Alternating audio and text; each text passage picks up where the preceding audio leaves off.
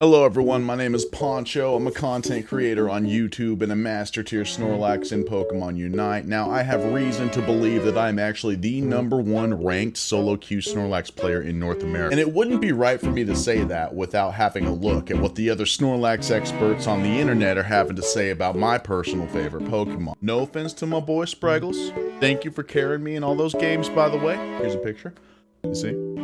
See the picture? Me and Spriggles. That's him right in the front, and see me over there, way in the back. We're chilling. Build items, held items, and abilities is the very page 1 intro of Snorlax. Let me show you what I mean.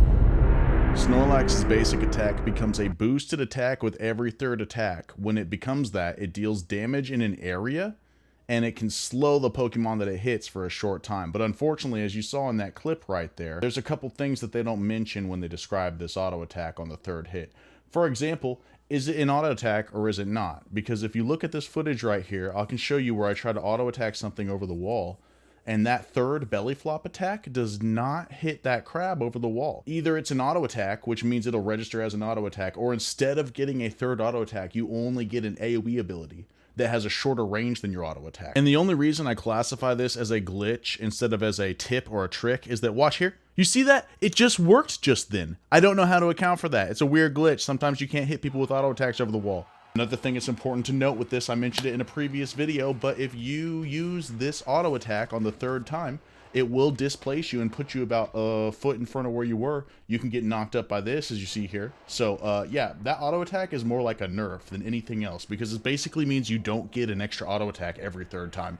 That's the first glitch. Let's keep it rolling. Rest is going to restore your HP and block the movement of enemy Pokemon while you're using it. But there's a really cool glitch involving the vision in this bush. Let me show you right here. Do you see how Snorlax's head was sticking out of the bush right there and the Pikachu bumped into him?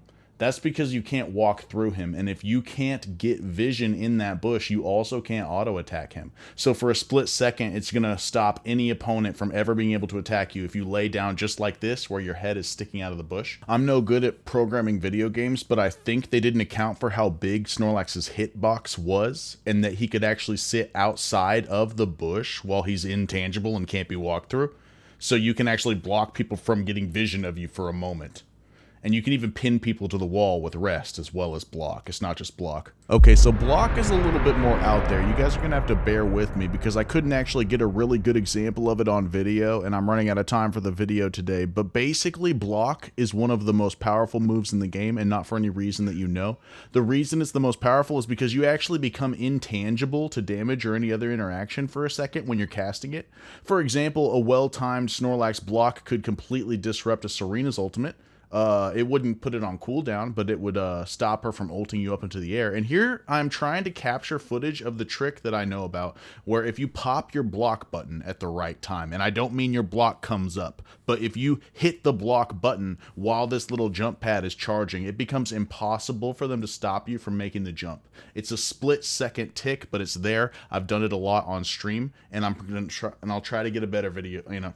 Here's the best part. I could almost do it. So you see how I was actually, so let me rewind it back. So watch this, watch my block button in the bottom of the screen where it says ZR block, and watch when it gets a little bigger, I'm pressing the button, but it's not working. And that's the first half of this glitch, is that I hit the button, and because I was standing on this weird jump pad, my block didn't go off. It just got bigger and wiggled. It was almost like it was already on cooldown. And then by the time I jump into the air, you can see that Pikachu shoot me with a blast. It's flying at me already. It probably should stop my jump, but I don't think it does, and I think it's because it's a glitch. So if I couldn't get it on video today, but listen, this is the worst example right here. But that little Pikachu auto attack, I have literally had it already hitting me, and my HP goes down, and I'm able to jump on the jump pad still because I'm just spamming my block button right when I start to stand on the jump pad. So unfortunately I couldn't get a really good video of it today, but if you guys want to see more Snorlax glitches, because trust me, I have not even begun to divulge all of them to you, you have to come to the stream 11 a.m. to 2 p.m. Tuesday and Thursday, okay? You guys are the greatest. I love you all. Peace out.